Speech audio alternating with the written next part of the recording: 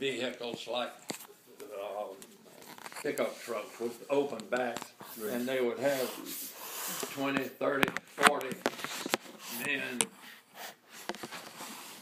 I'd say 60 to 65 years old, and boys 15 to 20 years old in there driving to surrender. And we thought, how pitiful that is. All of their really virile men were either captured, dead, or gone. Right.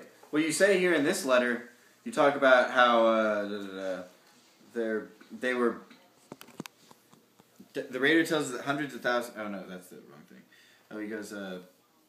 However, I can't be thankful that I'm on the inside looking out rather than having it the other way around. Do you know that hundreds of discharged German soldiers have tried recently? Sorry, that was distracting.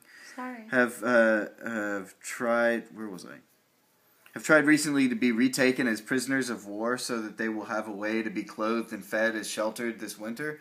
The PWs don't have such a terribly hard time of it in the work they do, and each day more and more men are trying to be reinstated as prisoners.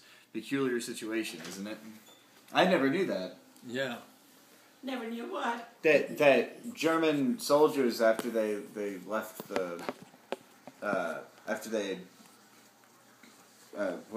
discharged German soldiers tried to become prisoners of war.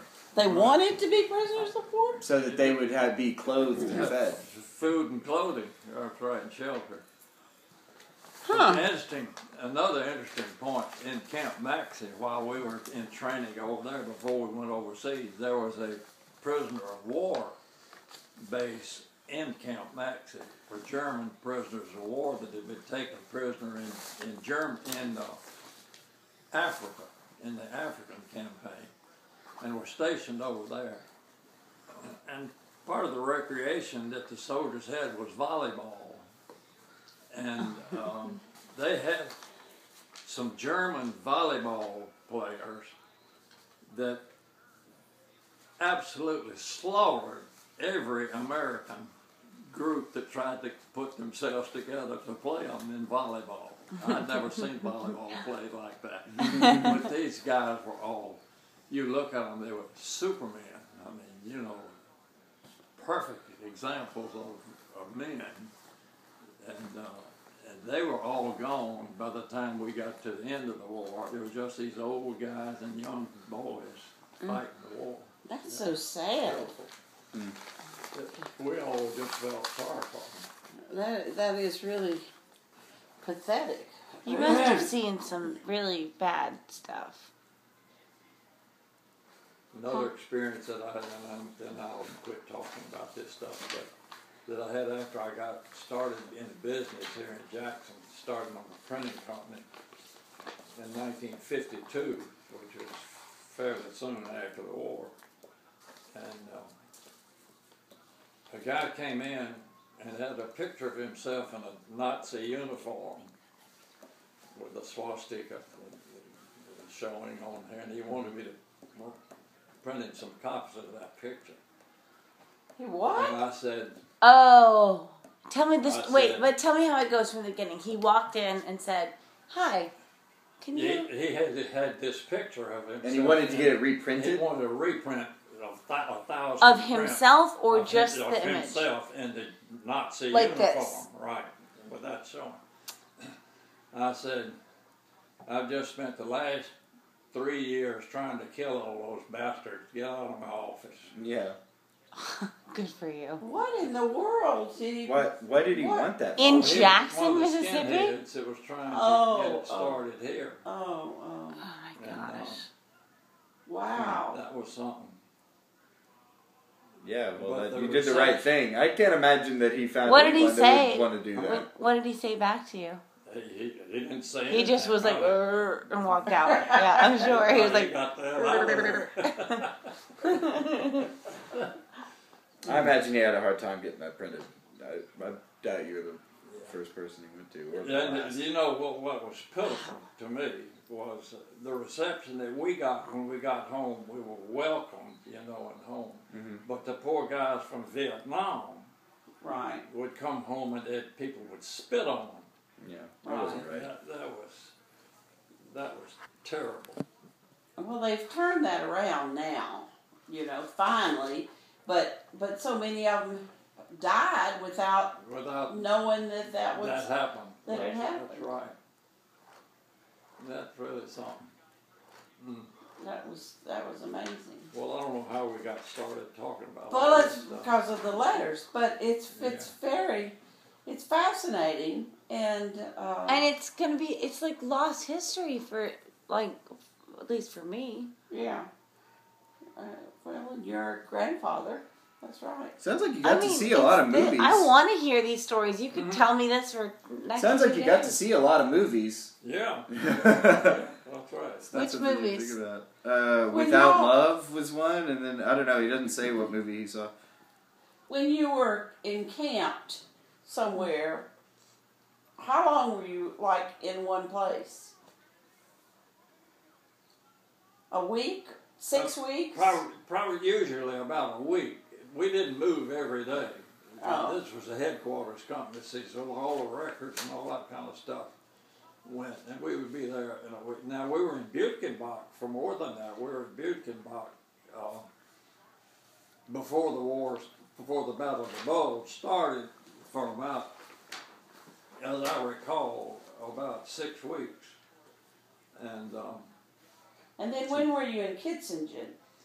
Well, in Kitzingen, that was after the war. You so mean that we was were stationed there. After the war ended? The war ended in May 8th, the war ended in Europe. And it was after that I went to Czechoslovakia and got those instruments and so on. And all that stuff. I was in the Army of Occupation from May the 8th until I went to Glasgow to go to school. I spent a semester at the Royal Academy of Music in Glasgow while I was in the Army. I studied clarinet with the principal clarinetist of the Scottish Symphony Orchestra, and fascinating time that I had there. And it ended up being in an Army band. I had about 50 reeds to my clarinet. You couldn't get reeds during World War II.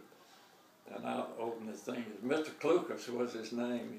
He was a short little man. And I opened his eyes and opened up. I said, Mr. Klukas, would you like some of these at reeds? Any of them? Take as many as you want. Oh, yes, I would. And he was picking through them. And I said, well, Mr. Klukas, I said, do you practice much? He said, oh, no. It wears out my reeds. He couldn't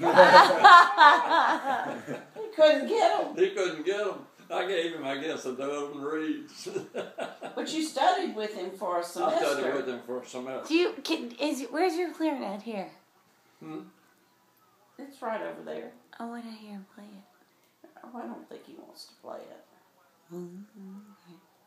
But anyway, so how long were you in Kitzingen? How did that happen?